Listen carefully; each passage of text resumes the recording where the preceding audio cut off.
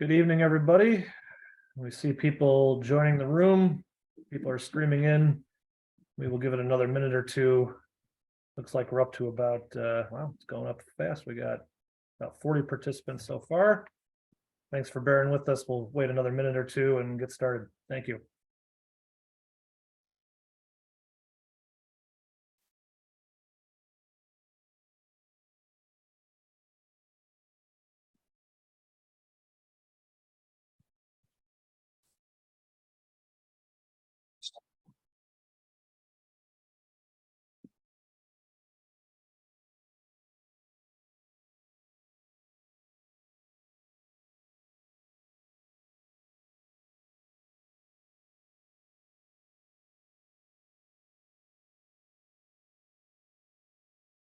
Muted. Good evening. Thanks for joining us. My name is Brian Pellrine. I am Director of Zoning and Development for Alderman Hopkins. Happy to be facilitating this community meeting for the proposal on Wells Street, co-hosting with Old Town Merchants and Residents Association. It looks like we have a pretty healthy participation here from the local neighborhood. So without further ado, we can go ahead and get started. Alderman Hopkins will make some introductory remarks. Yeah, thank you, Brian. Welcome, everyone. Appreciate you being here. Very glad to co-host this meeting with Old Town Merchants and Residents on the heels of yet another successful weekend festival. We had 50% awesome weather, 50% not so much, but 100% good time. Everybody really enjoyed this year's festival. The vibe was good. I was out there with my team, my wife and my 7-year-old. We had a wonderful time. So great job, everybody. It's all the staff and volunteers. We're here tonight to look at a development proposal. Some of you have seen kind of a rough outline of it. You're going to see some details tonight that you haven't seen to help you make a decision as to whether or not this proposal is in the best interest of the community. It does require zoning change. And I want to point one thing out. There's really two separate elements to consider here.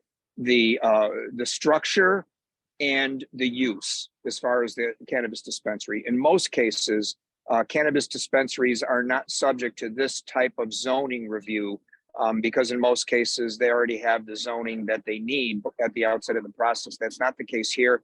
And it also highlights the reason that I voted no initially on the process to allow cannabis dispensaries to go through the Zoning Board of Appeals as opposed to the zoning committee, which I'm a member of.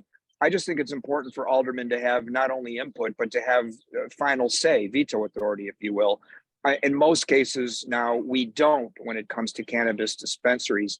This is one of those rare cases where we actually do, simply by virtue of the fact that they need a full zoning change to build the type of structure that they want to build. So we're going through that process, and I've asked many of my colleagues to pay close attention to this, because at some point I'm going to suggest we reform the manner in which we issue cannabis dispensary licenses to give aldermen a little bit more direct involvement. The previous mayor was adamantly opposed to that. This mayor seems like he might be open to some changes. So what we're about to embark on could potentially set a precedent for other neighborhoods. That remains to be seen. But I'm sure all of us are most concerned not so much with setting a precedent, but with what this actually does for Old Town, for Wells Street, and for the immediate neighborhood. So I'm sure all the questions that will be asked are focused specifically on this, not so much on the procedure. But I just wanted to put that out there because this may be something that we refer back to in the coming months, regardless of what the outcome of this decision is. Again, we'll have questions through the chat if time allows. Towards the end of this meeting, and if we haven't answered the questions already, we may be able to use the raise your hand function if anybody wants to ask a question live. We'll just see if time allows for that. I'm going to turn it over now, I believe, to Marcy, and then the development team will introduce their participants. Marcy, go ahead. Great. Thank you very much, Alderman. And also a huge thank you to your staff for helping organize this meeting that we're co-hosting. I'm Marcy Hedges. I'm the relatively new executive director of Old Town Merchants and Residents Association. I'm honored to have been in this position since the beginning of last year. A little bit about what we do. Old Town Merchant and Residents Association supports local Old Town businesses, residents, nonprofits, other stakeholders Our goal is to continue Old Town's evolution as a safe and vibrant community for all. We're also the sole service provider for the local SSA, Old Town SSA 48. We're very pleased to co-host this meeting with Alderman Brian Hopkins so that the community can be involved and engaged and to hear from those here today. So that is our purpose, to hear from the community. So thank you very much. And thank you all for being here.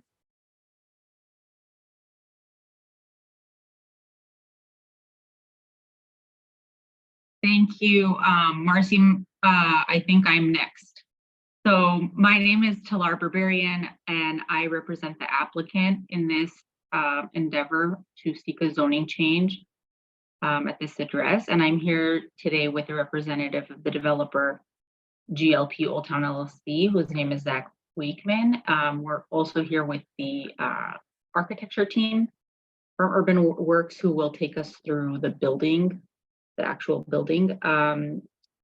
You know, I'd like to start by also taking my turn to say thanks to everybody who organized this meeting. Thank you to Alderman Hopkins and his staff, as well as to OTMRA. And thank you for everybody who's on this meeting. We really welcome the feedback. We're happy to hear comments and you know, clear anything up that might be unclear, and you know, just provide as much information as we can today, and hopefully this conversation will continue after this evening as well. We did have an opportunity to review a significant number of questions that came through the invitation process for this meeting that were submitted ahead of time by the community. So I wanted to take the opportunity to address some of those questions from the outset and explain a little bit along the lines of what Alderman Hopkins started with about what we're asking for as part of this proposed zoning amendment. And then I'll go ahead and turn it over to the project architect to go through the building design. And then, of course, as mentioned, we're happy to answer any additional questions as time permits. So the proposal we're here to discuss is an amendment to the zoning of the property at 1542 North Wells. Zach, can you share your screen so that we can, well, I guess we're not ready for that yet. We'll wait for the architect. The current zoning of the site is a B3-5 community shopping district, and the requested zoning will be a C1-5 neighborhood commercial district. And the building we're presenting this evening from the standpoint of height and density is one, it would be permitted as of right under the existing zoning. In other words, the zoning amendment itself is not required for constructing the building proposed. And any relief that would be requested as part of this request, this development, would be permitted administratively and ordinarily. But as Alderman Hopkins mentioned, the reason that we are here today is really so that we can rezone the property to commercial district, so the developer can eventually seek a special use to establish an adult use cannabis dispensary in the ground floor retail space. The process for rezoning is completely separate from the process for establishing a special use to establish a cannabis dispensary. And I'll just say, to Alderman Hopkins' point, we haven't seen many cannabis dispensaries being rezoned prior to the special use process. However, there have been some. There have been a handful at this point, and moving forward, the fact that the C-zoned properties that are appropriate for cannabis dispensaries are sort of dwindling. There aren't many of them. So moving forward, we very likely will see many of these going through both the rezoning as well as the special use process, unless there are structural changes that Alderman Hopkins was mentioning. So under this circumstance, approval of the zoning change does not mean that a cannabis dispensary will be allowed at the site. It will simply allow the building to be constructed and move forward toward the special use process. The process for the rezoning goes through Committee on Zoning and the City Council. And in order for the special use to be approved, it will still need to go through a very robust vetting and approval process. Part and parcel of that process is a community meeting, again, before probably this group, potentially other groups, however the alderman would like to herald that through if it gets to that point.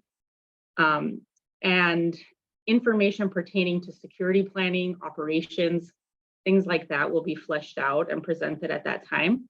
We are certainly happy to address any questions if they're raised today that we have the information to address.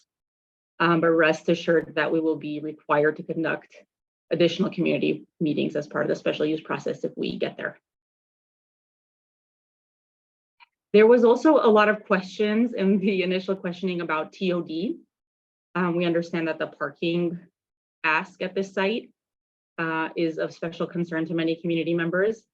So yes, the project is a transit served location, or colloquially a TOD site. And what that means is under the new 2022 TOD ordinance, a parking reduction or required parking is not more than half of the number of residential units in the building. And in addition to the site needing to meet certain walkability standards, we can go ahead and reduce parking to 0 through an administrative adjustment process that gets approved by the city zoning administrator. Just one other note is that parking spaces here are not required to serve the retail space, whether or not it's a cannabis dispensary. Those parking spaces are for the residential uses, would be for the residential uses if they were established. I think, last thing on the TOD TSL point is that the transit-oriented development ordinance, as it's written, requires 1-to-1 bike parking at the site. So there will be ample bike parking to make up for the lack of automobile parking spaces. We are both in a TOD bus zone here, as well as less than 1,200 feet away from the Sedgwick Brown Line stop, brown and purple. So we qualify, we're well within that TOD boundary. With that, I will go ahead and turn it to the architects to go through the building itself and just talk us through what's being proposed here from a design and density standpoint. Thank you, Talar. So yes, if Zach could please pull up the presentation. And I'm Pat Soldano-Natke. I'm the president and firm owner of Urban Works. And we're here to show you the 1542 North Wells Street development. Next, please. So as with all projects within our office, we begin by looking at the neighborhood, the community, and the streetscape. Our office, Urban Works, has worked on over 3,500 units of housing, and we've won over 40 design awards on our work. And we do that because of the fact that we want to make sure that the projects fit in with the community, that they resemble the community, and it connects the fabric of that street or neighborhood or corridor. We've completed many projects in the city of Chicago, and the first thing that we do is look at the neighborhood character. So what we did, these are actual slides that we presented to our clients in looking at 1414 North Wells, 1429 North Wells, those around our site of 1542 to 44 North Wells. And as you can see, very handsome brick buildings, historic buildings with punched window openings, many of them that also reflect what's called the Chicago Prairie School, which is a large window with some side windows, a very annotated, base to the building and a top, all of them with very durable materials in brick or limestone or some type of stone. Our office was actually for 18 years in the River North area. So I know the area personally very, very well.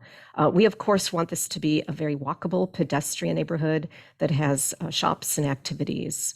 So this gives you a little bit of the flavor of the inspiration that came for the design. Next. What we show here are some of the precedents. Not necessarily are they specific buildings on Wells, but they are buildings that take the character, the historic character and the spirit of historic buildings in a little bit more contemporary modern way. You see here an articulated brickwork, not only in running bond and stacked bond, but also the different shades of brick. You could see at the top left, that is a darker brick building. You could see here a red masonry building that it works with the character of the history of Chicago. On the bottom, you can see here that there are dark metals and very ornate cornices.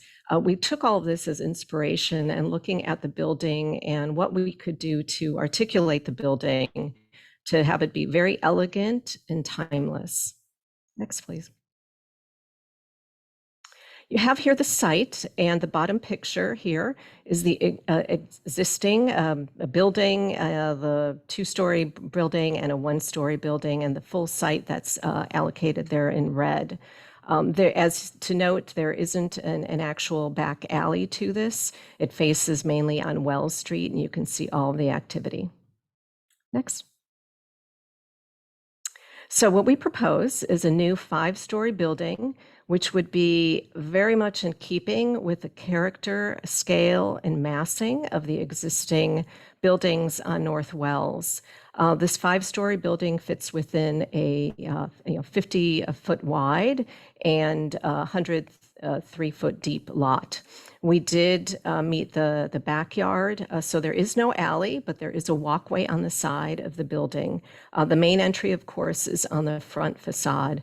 We know that there was a question regarding being able to know what is the rear facade, and what we can ensure is that all the facades will be articulated in the same way. For this proposal, we did not show the back facade, but it would be treated in the same manner. Next. So here you have the rendering of the building, and you can see then the scale of the building itself with many of the spirit and the architectural detailing that we showed in the previous photography and different precedents. So a dark metal cornice that would be articulated toward the front and the top of the building. A brick facade. We envision, this is a preliminary design concept, but we envision a very handsome, deep, dark brick that could be either in a gray or even in a brown ironstone brick. A perforated metal screen at the corners for balconies. This is a 16-unit building, and there are 4 units per floor. As I mentioned before, you can see on the windows, it's large windows and then double hung windows on the side, again, reflecting the character and proportion of the typical Chicago windows. The entry, of course, will be articulated, the address there, 1542, with a small canopy, an entry, and then for the retail space and commercial space, there will be some, minimal signage to the front. Next. You can see here the preliminary layouts of the unit count. It's 50% 1-bedroom and 50% 2-bedroom for a total of 16 units. We propose 675 square feet for a 1-bedroom and 900 square feet for the 2-bedroom. And of course, the 2 required fire stairs and elevator to be fully accessible. And then, as I mentioned, the 15-foot rear yard setback. Next. And on the first floor on Wells Street, we wanted to make sure that it was pedestrian friendly. So there's the entry to the lobby here at the south end, and then at the north end is the recycling area and parking. And as mentioned by Talar, this the area right here, the 285 square feet, would also be able to hold bicycles, so there'd be bicycle storage. And then, of course, for the retail space, this is the initial proposal, the entry with a secure lobby and the retail toward the rear. We are very excited about the project, especially because we feel that it's very much in character with the street and the surroundings, and being able to enhance the neighborhood and be able to add value to the neighborhood. Thank you.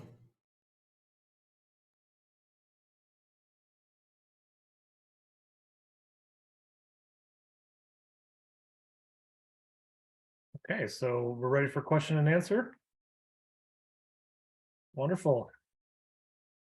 All right, so as Alderman Hopkins mentioned, we have the Q&A function in the bottom of your screen. If you click on that, you can type your questions in. We will try to get to as many of those as we can. We'll hopefully take some live at the end. We're really looking for questions at this point. If you have feedback for the alderman, please send that to me at his office, or David, who's also on the call. We're not really going to be reading any of that out loud necessarily. We're really looking to gather information in this meeting. That's the goal here. But certainly open, the alderman wants to hear from you as he considers this decision. So please do reach out to the office after this meeting via email, or give us a call tomorrow, whatever your preference is there.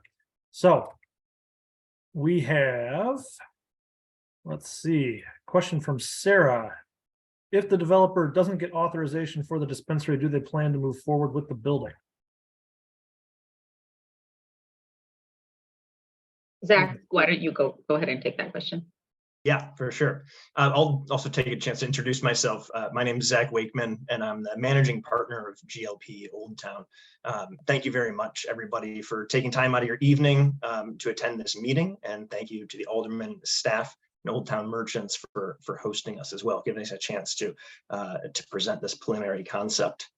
To the question on would we move forward, right now, this is the concept that we are considering. So I can't speak to if we would continue forward with another concept on the site right now. This is what we'd like to explore, and we think it's a really great use and addition to the neighborhood.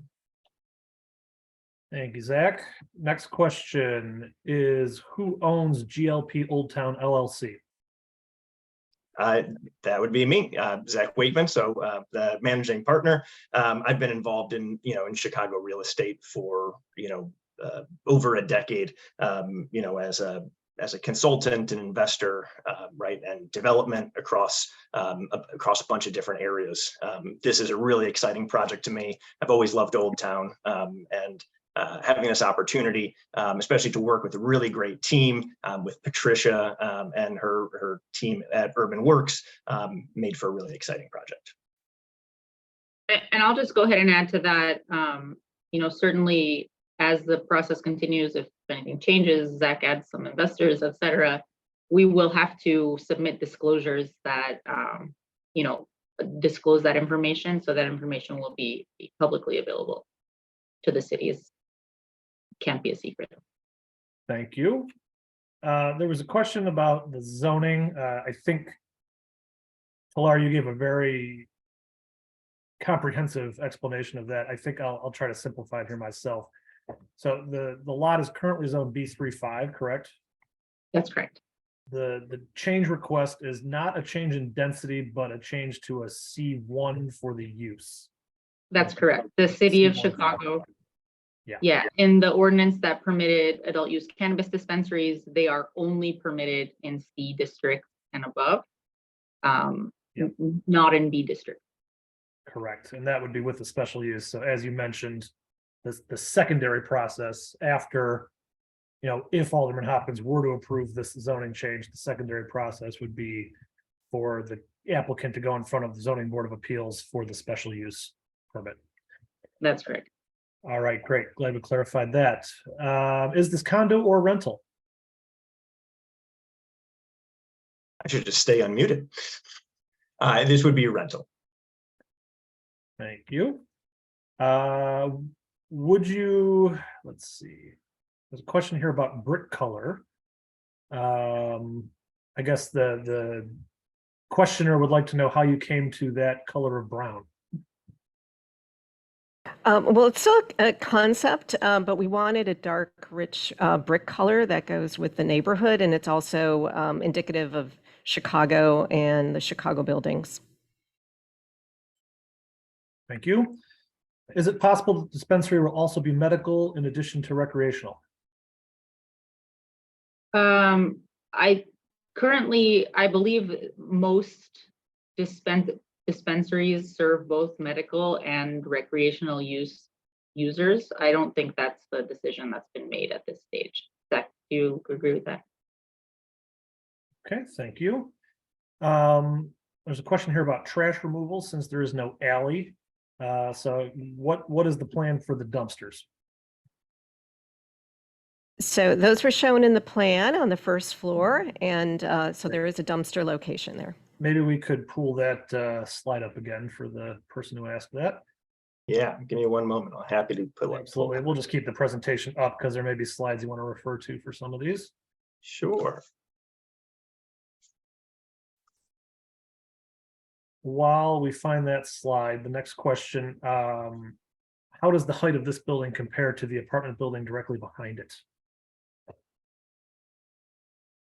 That is a good question. I don't know the exact height of the apartment building behind it, but this is at 50 feet. And here's the trash location that would be wheeled out here for trash pickup. And I'll add some additional clarification to that from the city standpoint. So because of the size of this building, that would be private service. That would Correct. That would not be city service. So there'll be a dumpster from one of our many private scavenger services. Okay, I'm sorry. Did we have an answer on the?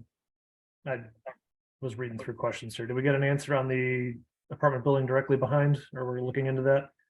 I just looked at Google Maps and it looks like a 4-story building. The 4-story building. So Mhm. pretty Yes, comparable.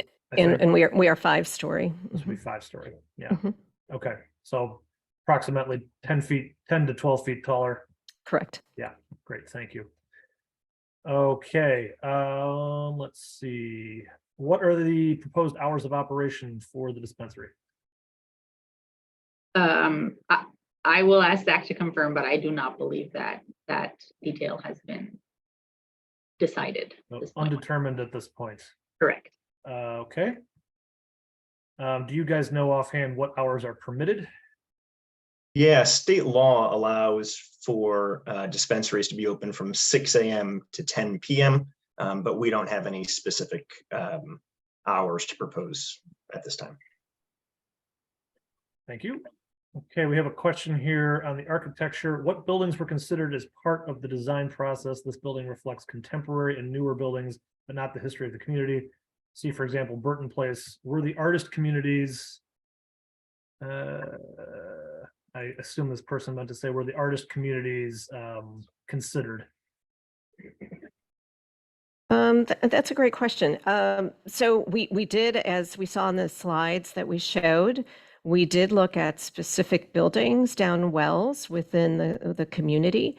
So we did take that heavily into account. If you go one slide back. So those buildings, and we even added the addresses of the buildings. Someone asked about like kind of the darker brick color. So here's a good example of 1429 North Wells and kind of the dark brown. Now about the artists community, that is a great question. We did not take inspiration from the artist community nor involve them, but I'm sure, our clients have been very eager to make sure that this is compatible with the neighborhood and to listen to all the voices. So I'm sure there could be a way to incorporate that. We had shown, Zach, if you could go to the next slide. We had shown here at the bottom left what could be somewhat of an entry. Obviously, it could be with some artwork or incorporate other things, even maybe or within the lobby. So I think that is still open. This is very much conceptual. Thank you. Here's a question probably for Talar as the zoning attorney on the call. What is the distance of Catherine Cook's school, and how does the ordinance read it? Or I guess in this case it would be the ordinance, but the state law as far as distance from schools. I believe the distance requirement is 1,000 feet. I do not know the distance of that school, but certainly if it did not comply with that distance requirement, the city would not allow a cannabis dispensary to move forward at this site. Yeah, let me add to this that has been an issue in a number of recent siting questions. And we are asking the Department of Business Affairs to provide some more clarity with regard to the standards and uniform practices. It's not as simple of a thing as you might think to measure from point A to point B. You have to determine, are you going lot line to lot line? Are you going from the nearest structure to the nearest structure? What type of device are you using to measure? There's all kinds of questions. And, there could be variance of up to a foot or two, which in a couple of close calls that I actually had recently, not with a dispensary, but, with the tobacco license, a couple of feet would make the difference whether they get the permit or not. So we have to be a little bit more diligent and a little bit more consistent. And I've expressed that desire to BACP, but in this case, we're not there yet. But if we do get there, conducting the measurement would be something that would have to be done diligently and carefully. Yeah, I'll just add from a process standpoint, in order to move forward to the zoning board at all, we have to present a plan prepared by a surveyor, a certified surveyor that shows the measurement. That measurement is done as the crow flies from the lot line to lot line. At this point, the mechanism by which that measurement is made is not set forth in the ordinance. So if that is clarified between now and the time we get to that point, we certainly will comply with whatever that clarification indicates. And that's that. Yeah, I think clarification is definitely needed here. So we'll see if we can get that moving. Great. Thank you for those answers. Learn something myself there. Okay, here's a question about volume. So this is a great question, comprehensive. For the dispensary, can you provide expectations for volume such as approximate number of customers per day, cars per day, cars versus pedestrian walk-ups per day, delivery trucks per day or week? Anything that you want to share really about the curbside management plan, or really that entire realm? I think there are a lot of folks on this call who would love some information on that. Zach, I think that's a question for you. Yeah, I mean, at this time, we don't have a complete dispensary proposal, as this is, a two-step process that we're trying to work through. We want to come back to the community, to this group, and bring in more folks from the neighborhood to bring a full proposal of the dispensary that includes all of those details, more renderings of the inside. But in order to do that, we feel that we need to have the zoning in place so that we know this is an allowable use. Right now, it's not an allowable use, and so that's kind of the two-step approach that we've taken for this. Thank you. Right. I'm sorry. Can I just add? I'm so sorry, Brian. I keep Go ahead. interrupting. One thing to note is even if the use is permitted through the special use process and the community engagement process that entails, the community would still have an opportunity, for example, to express their approval or disapproval of a particular operator versus a different operator. So, those operations plans obviously will be a topic of discussion at the time that the special use process begins, if it does. Good additional information. Thank you. Will there be a roof deck? There is a lot of concern in this neighborhood about additional noise. In particular, this questioner asks about, mentions utopian tailgate, which we all know is difficult. I saw No. you shaking your head no there. No. Zach. No roof deck. on the residential Yeah. component. And our clients were clear on that. They also wanted to make sure it was not a lot of noise to the area. So it's residential, just mainly residential, no roof deck. No roof deck for the residential or the ground floor. Okay. Correct. Does this project include any affordable housing? The project, as it is proposed, does not require the inclusion of any affordable housing. So no. Not required, and the answer is no. Yes? Yes, Okay. that's right. Thank you. Okay, let's see. We talked about the school distance. Let's see. So this is probably a question for Marcy. Has any agreement been reached with OTMRA as to whether to support the rezoning? It also mentions Garfield's here, so maybe we'll call on this questioner later to clarify. But Marcy, do you want to talk about OTMRA's current position? OTMRA wants to hear from the community. So at this point, it's hearing what the proposal is and then getting feedback from the community. So the answer is no. We want to hear from people. That's really important. So everybody on this call has two jobs. It's to reach out to Alderman Hopkins' office and to reach out to OTMRA. So Marcy will be waiting by the phone tomorrow, I'm sure. Yeah, right. Let's all listen to each other. You know, we're all in this together, and we're all in the process of having this dialogue, you know, sharing our opinions, getting clarification on questions, and eventually we will all take positions. So that's what this process is all about. And it's important to recognize that nobody has started this process with predetermined conclusions. That's what this is for. It's to help us all make a decision that's in the best interest of the neighborhood. I unfortunately have only about 2% battery left, so I may be running out of juice at some point. If so, I will try to log in as a non-panelist, as a guest on a different device. But in either case, all the questions that we're collecting, you know, will be responded to if they're unable to get detailed answers tonight, and we'll continue keeping this dialogue open. Alderman, we are recording, and I'll have you do your homework tomorrow. You'll have to watch the whole meeting. Thank you. Great, thank you. There's a question here about if GLP has worked on anything locally previously. Not directly in the Old Town neighborhood, no. Anything in Chicago? Yeah, we've done, you know, along with a number of partners, I've done a number of projects, you know, across Chicago, from you know, commercial developments, residential, you know, consulting on multifamily and industrial. You know, right now, you know, GLP Old Town is myself. And it was mentioned before, you know, if, you know, the time, you know, I bring in additional investors or partners, that would be disclosed publicly and in additional, you know, future community meetings. Okay, I think, and I'll come back to you on this, so you have a little time to think about it, but I think the folks here would love to see some examples of what you've worked on in Chicago. So maybe if there's any particular examples you could cite, that would be good. Come back to that. Okay. If I could add also, I mean, our office, Urban Works, we've worked on a few proposals with GLP, and we have done the historic restoration of Buckingham Fountain.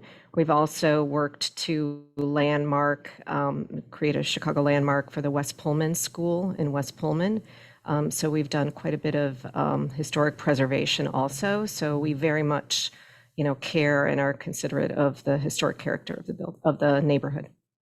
Thank you for that additional context. I should have asked all the partners about their work in Chicago. Appreciate it. Okay, how would you plan to eliminate people queuing up on the sidewalk outside? I see this is a frequent problem of other dispensaries. Yeah, and this is something that we'll continue to work on, you know, as plans flesh out and we have a dispensary specific proposal. But if you saw on that slide, there is a large lobby space in the initial concept, so that any line that was queuing, we would have a lot of capacity to bring that in off the street, off the sidewalk. It's something that's been a consideration right from the beginning. I'll just add, I mean, I think that the queuing issue was a big issue early on, but as dispensaries continue to open up in Chicago, it's becoming less of an issue. All right, thank you. Next question. And they just keep coming. So let's see.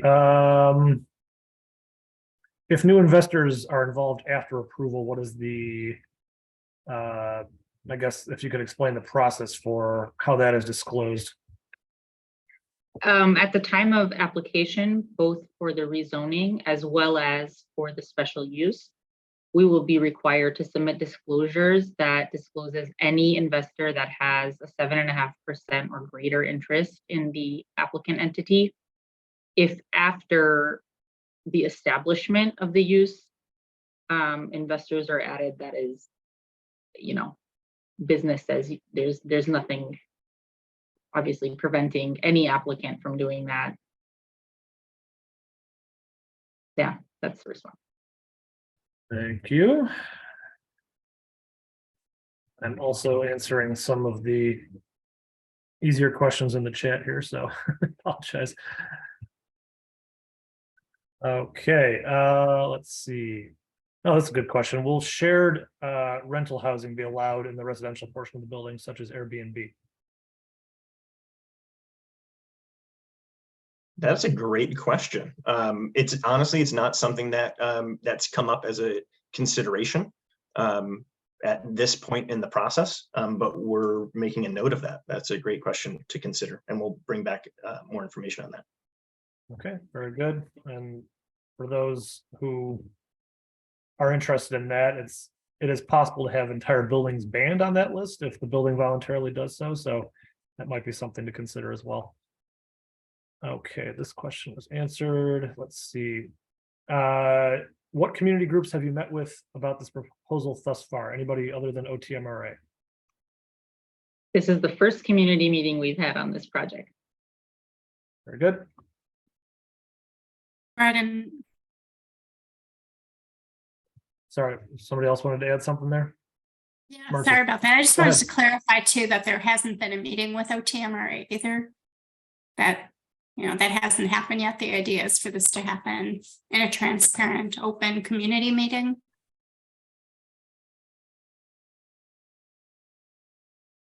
Very good. Okay. Looking to see if there's anything fresh. I think in the course of, there's been a lot of duplicate questions here in the course of asking these questions. A lot of this has been answered, so I don't want to repeat myself too much here. Were any options other than a cannabis dispensary considered for the ground floor space? That's pretty similar to one earlier, but maybe if you want to elaborate further. Zach, go ahead. Sorry, Taylor, go ahead. No, you, go ahead. It's a question for you. I think the answer is very similar to the one before. This is really the the use and building that we're considering, and we thought it was well matched for the area. Thank you.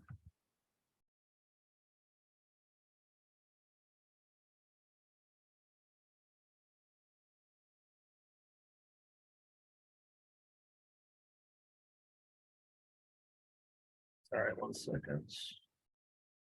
Okay.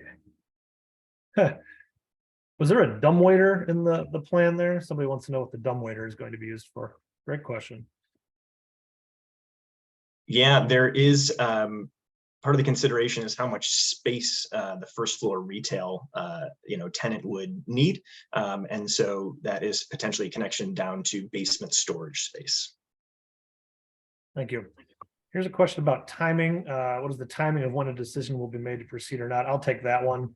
That depends. That depends on what level of feedback we get from people, what who the alderman hears from and how he decides to proceed. If he decides for the zoning change to go forward, as we've mentioned, there's still a second step to this process, which takes a good amount of time, which would be the zoning board of appeals process.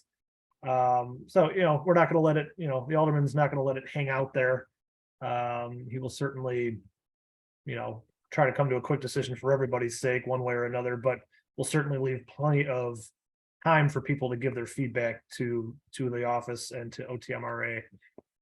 So really hard to say what the exact timeline would be, but it will not be rushed. It'll also not be dragged on indefinitely, is what I say to that. Yeah, that's exactly the right answer. The process takes as long as it takes until all the questions are satisfactorily answered and the community feels like it has enough information on the table to make an informed decision. That could be months or potentially longer, but we're not going to unduly delay this. The applicant deserves an expedited process, and the community deserves a thorough process. So somewhere in the middle is the sweet spot. Thank you. Here's a question about statistics regarding crime around dispensaries. Increase, decrease, or neutral? That's a very interesting question, one that I don't think anybody on this call is necessarily going to have the answer to. I will say anecdotally that nobody's really been able to prove any increase thus far. I think maybe if you guys wanted to talk a little bit about the security plan, I don't know if we'd really heard much about that in the presentation. I think folks on the call might be interested to hear I know there's a fair number of requirements under state law as to what your security plan would be. And so it would certainly be more eyes on the street and additional cameras and such. But if you could elaborate on that, that would certainly go a long way with the audience here. Yeah, Zach, if you can add some detail about what the state law requires, and if there's any, other detail you have. Yeah, the special use permit application process would include a highly detailed security plan, and we would have a third-party security contractor that would be also available to present at that time if we get to that point. What the state law requires is that we have a third-party security firm hired for any recreational cannabis dispensary that would actually have personnel on site at all times when the dispensary is open.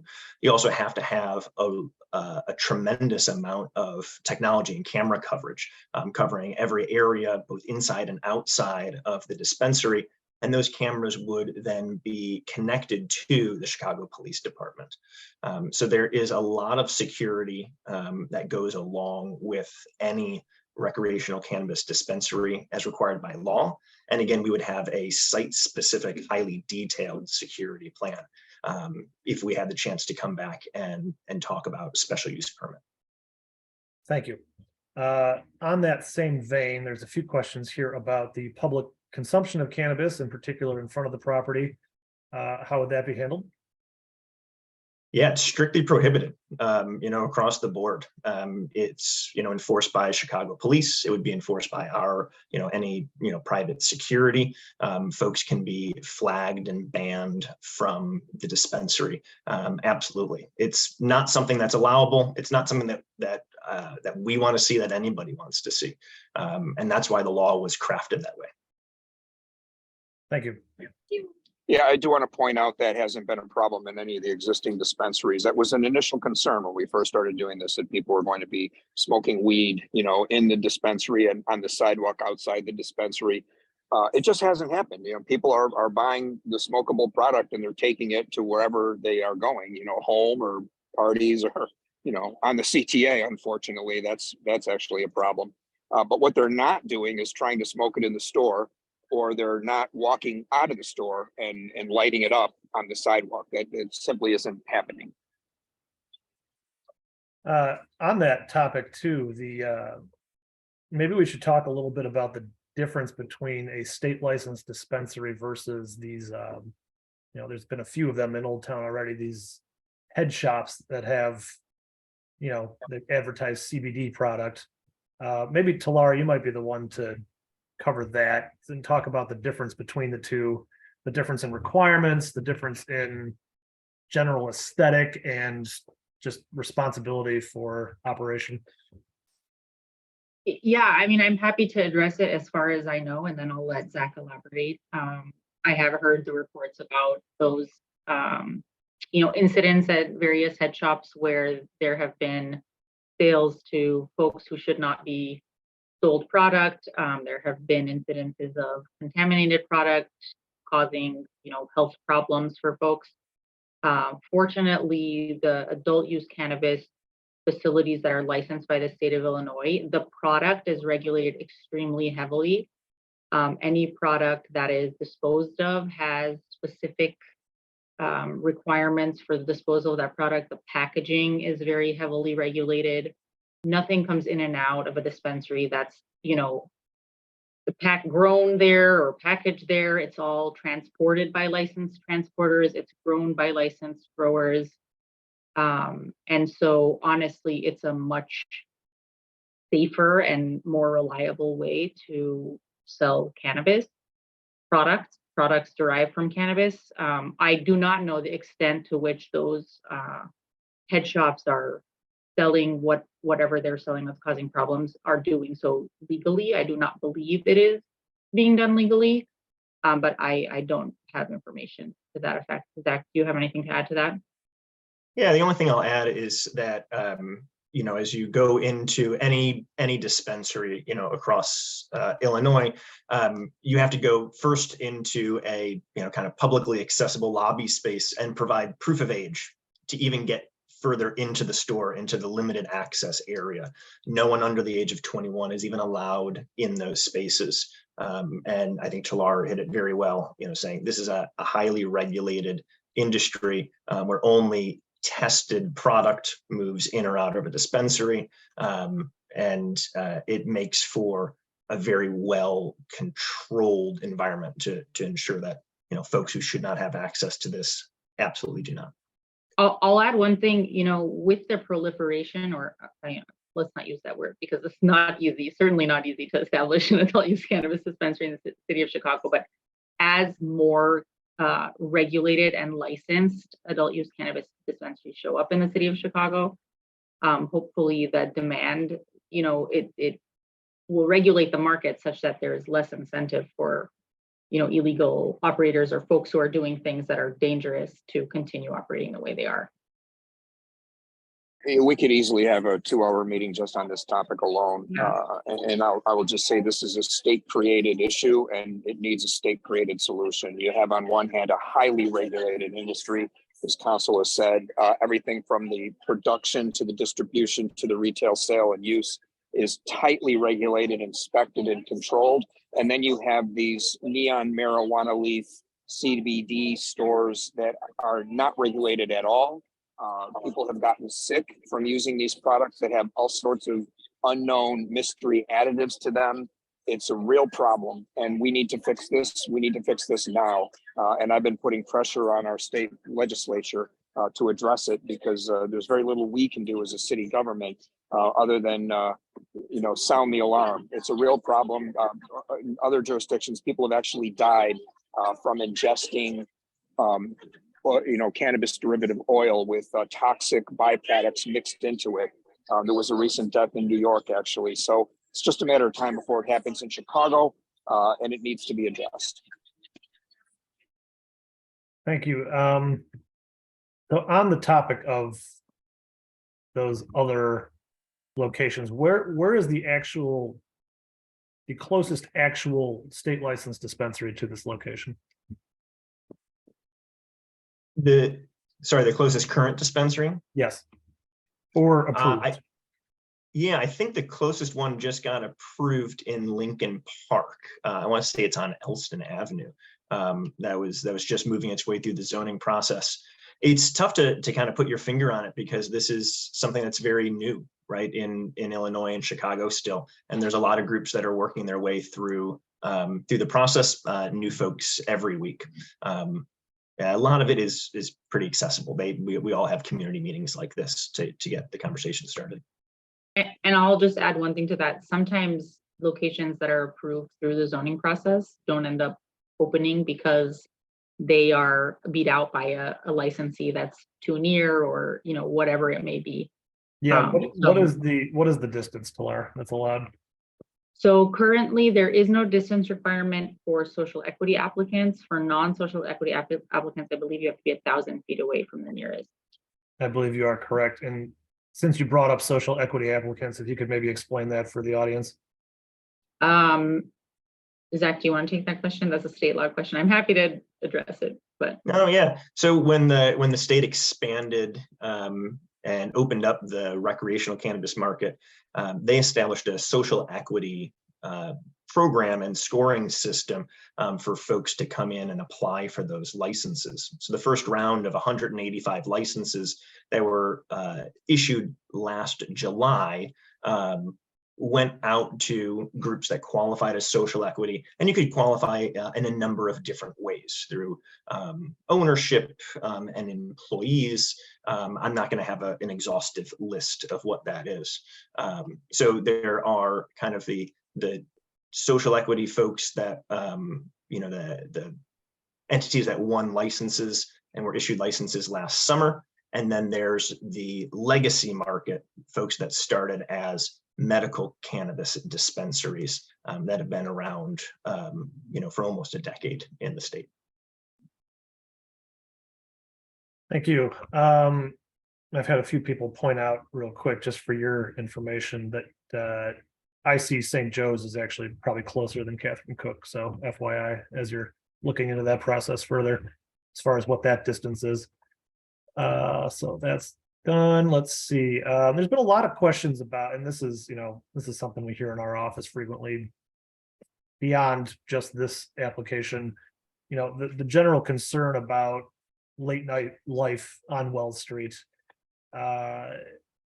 So I guess, you know, it was kind of answered in the form of when we were talking about the security that would be required for this kind of dispensary. But did you have anything to add on, you know, what this business could do to help quell some of that activity that has been difficult for local residents?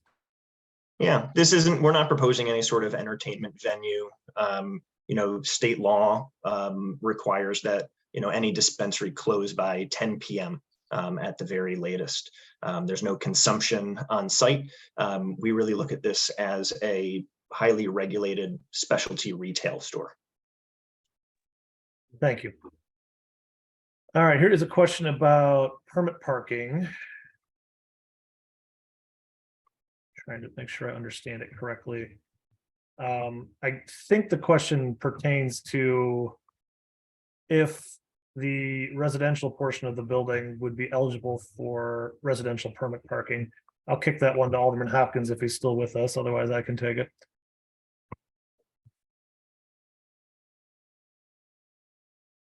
Yeah, I'm still here. I'm down to 1%. So I'll be quick. What was the question?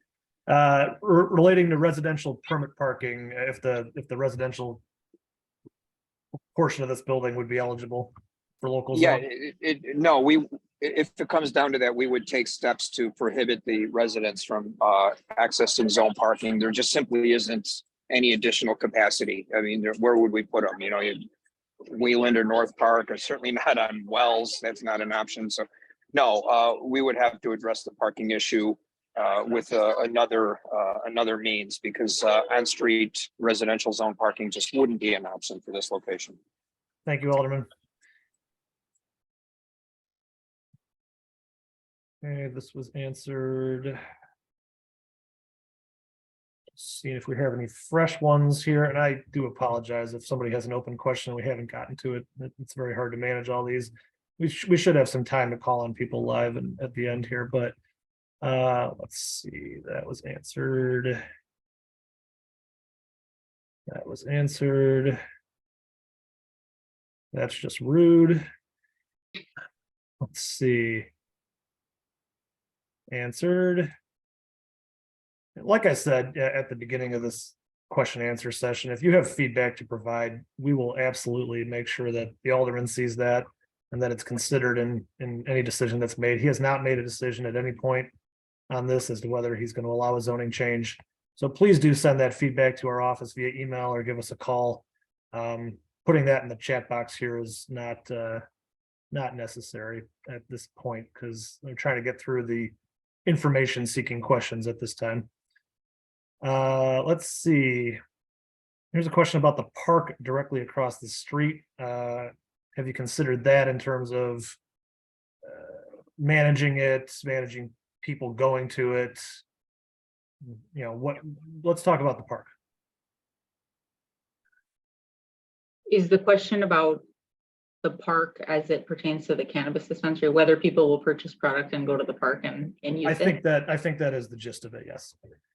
I will start and then I'll turn it over to Zach. I think that public consumption of cannabis products is an issue in the city, whether those products are obtained legally, used near a dispensary, not near a dispensary. You know, we've all been on the street and witnessed people using cannabis, whether it's close to a dispensary or not. And, it's not allowed. And certainly we will not encourage it. And certainly we will try to stop it in so far as we can. But, in the same way that the rest of the city is regulated, the park will be regulated, continue to be regulated. Thank you. Here's a question about the dispensary down the street on Wells. I believe that person is referring to one of the head shops we were talking about earlier. I know there is one on the 1200 block of Wells that we've had a few situations with that we have tried to deal with as an office. So I think that answers that question. That is not a dispensary. That is a not state licensed head shop that is able to use the state law hole to sell certain CBD oils. Green Rose Dispensary. Is that also one of the head shops? Is anybody familiar with that property? Green Rose is a dispensary in Chicago. They're downtown on Wells Street. Further down Wells, right south? Yeah, Correct. okay. Okay. That question is also related to what we just said. Smoke Post was also asked about. That is not a dispensary. In fact, Smoke Post had you may remember their original sign had a giant pot leaf on it. They actually put that sign up without approval, did not have a public way permit for it. So we had that sign taken down and they were fined. And their new sign, you may notice, does not have a pot leaf on it anymore. It says that's a CBD store. So that's a good question. I'm glad somebody brought up Smoke Post at 166 West Division. Not a dispensary, another of the head shops that we talked about, as opposed to a state licensed and regulated dispensary facility. Question here about parking. I think that was covered in the presentation. There is no parking for the residential component. Correct? That's correct. Yes. Yes. And because it qualifies for the transit distance from the Brown line. Correct. Thank you. Okay, covered. Question here about operator, which we don't yet know. They ask if you'll be the operator, Zach, which we know the answer is no. You are not the operator. Obviously, that would be the part of the, there would be time for public input on that because the zoning board of appeals process, the operator themselves have to present and be a part of that. And that is all very, very public process. So thank you for that question. Let's see. Okay, I think we've largely gotten through the gist of the questions. Obviously, I've not read everybody's exact question, but all the general topics I think have been covered. So Alderman, you still with us?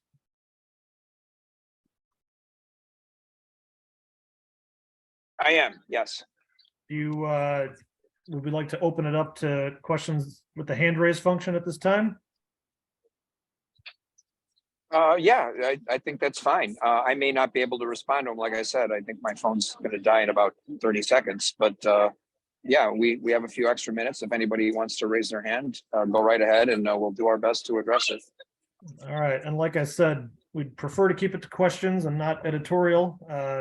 Certainly, we will take that in the office tomorrow. If you want to give me a call, I'd be happy to discuss it. All right, Sean Sullivan, your hand is up. Go ahead. Hi, thank you for taking my question. I think, you are going to get some editorial with these questions. The reality is our street has been suffering for years, ever since all these bars started moving in. They can't be managed. It's a disaster on the streets. There are people urinating, there are people defecating, there are people vomiting on the streets. We have to clean it up every single morning. And, you talk about we already have security, which cannot control anything. We have police in the meetings who have said they cannot currently control the situation. The police have said that. And now you're going to add another substance, another place to get substances in our neighborhood. And you think you're going to hire security that's going to manage this. We are having an internal conversation on a side channel with everybody in the neighborhood. And I cannot express to you how upset and how unhappy everybody is about this, and how after Garfield's was forced down our throat, we wrote over 100 letters asking for Garfield's not to be put in. We begged for it. We begged for this not to happen. And now Garfield's is here. Now you guys are putting this in front of us. There was somebody last week, which I have video of, who has had a big pile of marijuana being broken up on their phone in front of Garfield's, and 2 bags of cocaine that they were literally selling on the street, and nobody did anything.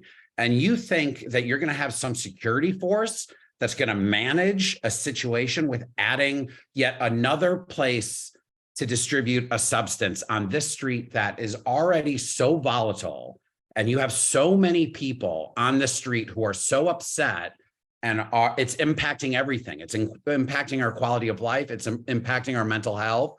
It's impacting our children. There are children all over the street. I find cocaine bags on the ground all the time. I don't understand how we can't find something other than a place that sells marijuana on this street. For God's sakes, is there nothing else that we can offer to this city other than weed and alcohol? You guys have to reevaluate this seriously, because I will tell you this right now. If this goes through, everybody's going to get sued. Everybody. This is absolute insanity. Thank you. Sean, thank you for that feedback. We'll go to the next question unless anybody here wants to respond to that. Okay, Amy Keller, go ahead, please. Yeah, hi, thanks everyone. We own and live in the house at 172 West Burton Place. Despite the address, the house is actually located on Wells Street.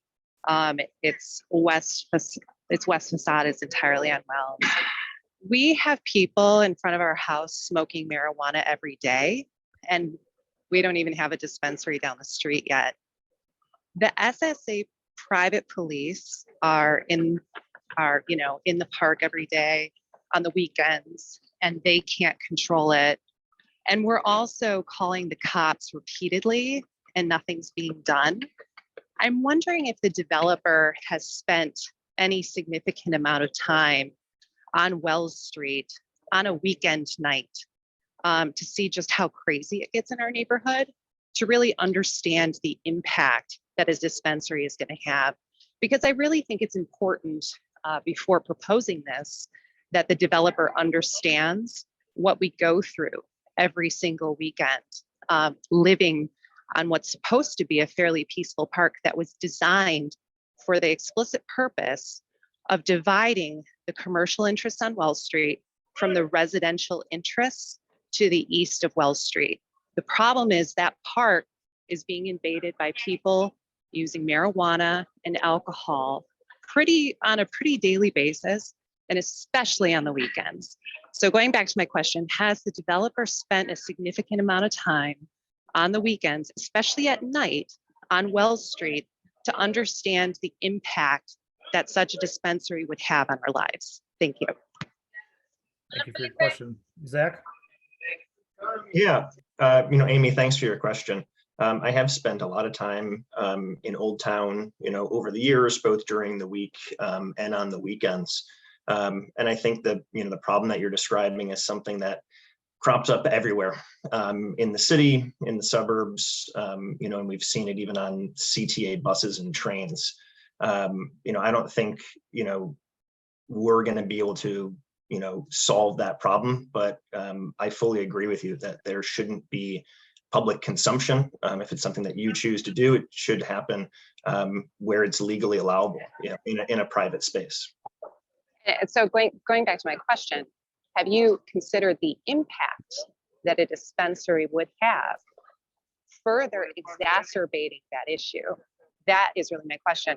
And have you spent time on Wells Street recently at night to understand what the community is already dealing with? Yeah, I think, cannabis is very widely available now, whether it's, a dispensary directly in your neighborhood or elsewhere. It's something that, adults, have an opportunity to get. I think the issue is public consumption, and we're very much looking forward to doing everything that we can to work with Old Town merchants, working with the aldermen, and the local SSA to continue to improve this. We don't want to see this negatively impact any residents. I appreciate that, but I got to tell you, when I've called the cops crying at night because I can't get people to stop urinating on my front doorstep because they're smoking weed and drinking alcohol, and when I'm begging the SSA private police to do something, and I have emails to the OTMRA going back years, asking them to help us, please help us. I appreciate that you have good intentions. My concern is this is only going to exacerbate the problem. Good. Yeah, we're good. Thank you. Keith, Hi, I live on Burton Place, and I think that Sean and Amy has spoken for probably hundreds of residents on Burton Place, Schiller, Goethe, Wells, and North Park, and other residents in the area. And I know that the alderman, he's not necessarily new to the area, but he's new to being the alderman for this area. And I'm asking the alderman, do you intend to have a public meeting about finding out how the residents in this area feel about this, rezoning, or more generally about the problems that residents in Old Town have with the proliferation of chaotic situations on the weekends, especially. And I'd like to hear whether the alderman plans to have a meeting and listen to his constituents. Yeah, this won't be the last meeting we have on this particular proposal, but to have a general meeting just to discuss neighborhood security concerns, I'm absolutely open to that. In fact, I've had several. We had one, I think it's been a little over a year since we had the last one in the auditorium at Moody. So I'm certainly willing to have another one specifically addressing the issue in Wells Street and in the Burton Place Park. Yeah, we have a new police commander, by the way, who would like to get to know the community as well. So that'll be an opportunity to put him in front of everyone. So yes, I'm open to doing that, and we'll talk about some dates for that in the near future. That would be great. I appreciate that. Thank you. Okay. thank you, Keith. All right, I think we're going to take a couple more here and then try to wrap things up. Steve, go ahead.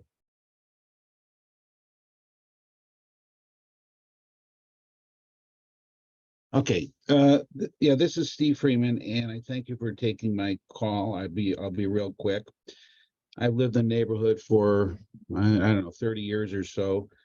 Not exactly on Wall Street, but very close, 1660 North LaSalle. And I very much appreciate the alderman's attentiveness to the issue, the concerns of his constituents, and this opportunity here. And over the years, of course, Wall Street has, changed a bit. And I think with all the bars and the liquor stores and the restaurants, it's doing about as good as it can do from disturbances. I'm glad to see that there's now squad cars positioned, one or two on the street with their lights on. That is terrific.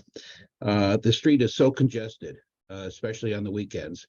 And what you see is people double parking for various reasons and altercations about the double parking. And my concern here, besides all the ones that have been voiced right now by people who live between North and Division, is, this is a quick stop and shop experience for someone to go and get their marijuana. And I just am concerned that it's going to encourage double parking, can't be monitored, and altercations often happen with people on such a congested street when there's double parking. I don't see, how the developer can address that. But I'm asking how he would address that if he saw double parking occurring on the street with customers wanting to come in for 5 minutes to get their cannabis and run out. They're not providing any parking whatsoever. Zero parking. Thank you for the question, Steve. Zach, do you want to take that? Yeah, thanks, Steve. I think this is opportunity for, the dispensary operator, specifically working with that third-party security company to see what can be done as far as having the dispensary security turn people away back, at the door if they see them double parking, ensuring that that they go move their vehicle first and keep things moving along. I totally empathize with the fact that this is an issue in the neighborhood. And we want to make sure that we can do what we can to make sure we don't add to that. Thank you. Okay, Jeremiah. Yeah, thank you. So thank you, Alderman. Thank you, everyone. I think it's at least worth noting we're all probably a little bit jaded because last time we had one of these meetings was for a liquor store that 75% of us did not approve, to only find out that Peter O'Brien and Alderman Burnett had already worked out the deal before the meeting. So I think a lot of us came to this probably a little skeptical. So I do appreciate your what appears to be honesty and willingness to listen. I guess my question is just more general, and it goes to what Marcy sort of opened the meeting about, was this evolution towards safety and improvement of the neighborhood. And I guess just my question for maybe the OTMRA or for the Alderman is like, what is the vision? I mean, we're evolving towards what? I've never heard what the answer to that is. I mean, is evolution defined as more bars, more weed? I mean, and maybe that is, and then this fits right into that. But it seems somewhat sort of hypocritical to what I think the vision is safer streets, safer neighborhoods, a more diverse community in terms of the types of shops and the types of people. And so how does this fit, I guess, with what, Alderman, your vision is of improving our neighborhood, what the OTNRA's vision is, like, how does this fit in that evolution, to use Marcy's words? Yeah, great question, and very hard to answer. You know, as the really good questions are the hard ones to answer. But let me give it a shot. It's hard to find that balance between economic viability and quality of life for the people who live in the area where that economic activity is taking place. It may have been a little easier in, say, for example, the 90s or even in pre-pandemic times. I'm very concerned about the direction we're going. You know, I think we could all surrender to the idea that there's a lot of money to be made by allowing a certain segment of the entertainment industry to just run rampant. You know, that's why there's bars that stay open till 5 a.m. They're highly profitable. However, the impact on the neighborhood and the quality of life for all of us, you just have to question whether it's worth it. Is it worth the jobs? Is it worth the tax revenue? And increasingly, the answer, as far as I'm concerned, is no. So, you know, I don't want to be like the preacher in that old movie Footloose, where, you know, no fun, nobody can drink, nobody can dance, nobody can smoke weed. You know, like, we live in a city, so we can't take that unreasonable posture. But at the same time, the question you're asking about the evolution and the direction we're going, I'm as concerned of that as anybody. I live here too, and I see what's happening, and I don't like it. So particularly in regard to Wells Street, I think we're kind of at a tipping point where we can't allow it to continue going in the direction that it's going, because at some point we will lose the quality of life that makes this neighborhood so attractive and so desirable, and people will move. People won't want to live there anymore, and that starts the downward spiral. Are we there yet? No, I don't believe we are, but we're a little bit too close for comfort. And if we continue going in this direction, you know, at the point where we realize it, you know, it may be too late. So how all that fits into this one proposal before us, you know, it's hard to make this decision in isolation. You're right to ask that question and put it in the larger context of what may happen to the community as a whole. And as a previous questioner mentioned, you know, I'm relatively new to some of this area. You know, some of Old Town I've represented for 8 years now. But it wasn't that long ago, my first campaign office was on Wells Street. So, you know, that was 2015. And I've seen the changes in that short period of time. And most of them I don't like. I don't like what's happening. So I share your concern, and it's something that weighs heavily on me. And I will look through that lens as I try to make decisions like this one about what the future of our community is going to be. So thank you for that tough question.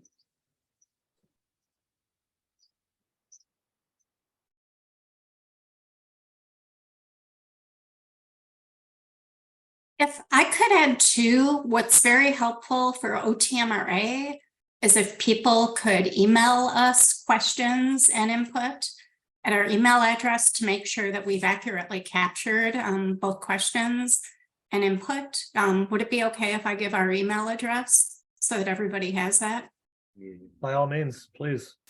So if people could email otmra@oldtownchicago.org, that way we'll accurately capture, your questions and your feelings, or we'll acknowledge that. So please do that.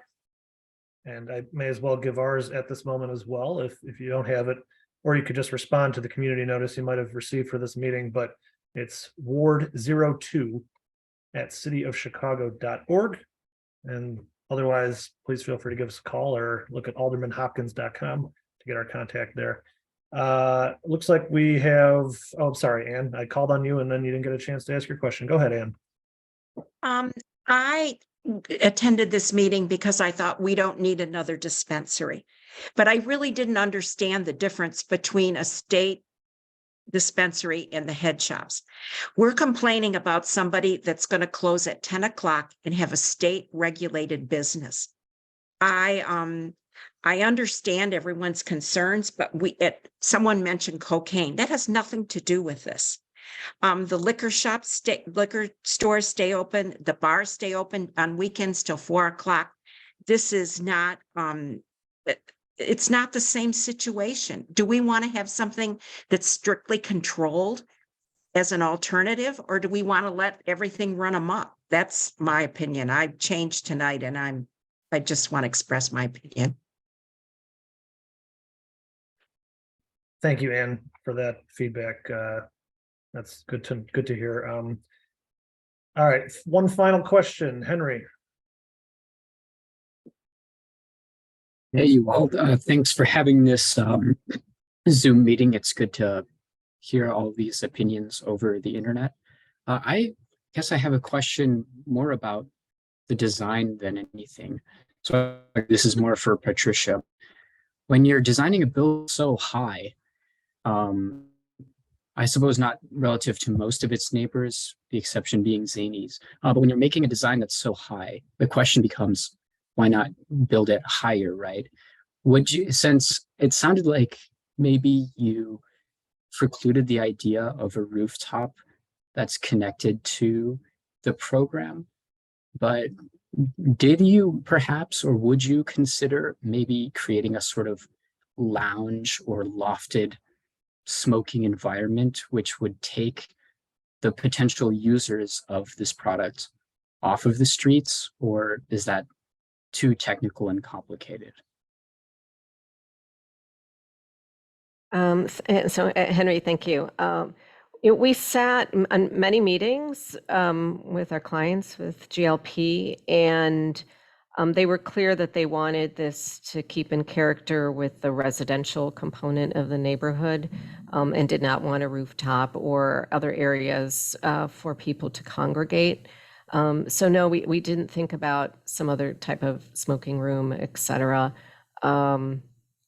We feel that volume-wise and scale-wise and massing, the 5 stories fit very well with the area that's surrounding. And I don't know if Zach wants to add anything more about that. Actually, Talar may be able to confirm this and stop me where I'm wrong, but I believe that consumption lounges are not currently allowed in the city of Chicago. The city of Chicago considering, but has not yet. I see. That would permit a consumption on premises. So you wouldn't plan for that contingency, or maybe perhaps consider a green roof?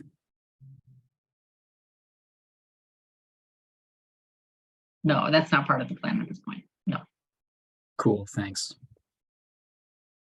All right, that is all our questions for now. If you were missed and want to get a question answered, like I said, please reach out. Please reach out with your feedback. Alderman, would you like to give any concluding remarks? Yeah, thank you, everyone. Some very thoughtful commentary. Obviously, there's a wide variety of opinions, many of them passionately held and strongly expressed. We expect that. The stakes are high. This is the future of our neighborhood, and I get it. I'm glad people are concerned because the alternative to that is indifference. And we don't want that. We don't want a neighborhood where people don't care. So again, I do want to stress that no decision has been made. Someone mentioned the Garfield situation. That was before my time, and I'm not going to comment further on that other than to say that that's not how I roll. We'll make this decision based on all the input that we get, and to try to make an informed, dispassionate decision on what is in the best interest of our neighbor and our city. So to that end, this conversation will continue. Thank you very much. We look forward to your continued feedback. As Brian said, please send us your thoughts via email. That will be collected and compiled and shared and discussed. So with that, we will see you again at our next community meeting. Thanks, everyone. Have a great evening. Thank you all. Thank you. Thank you.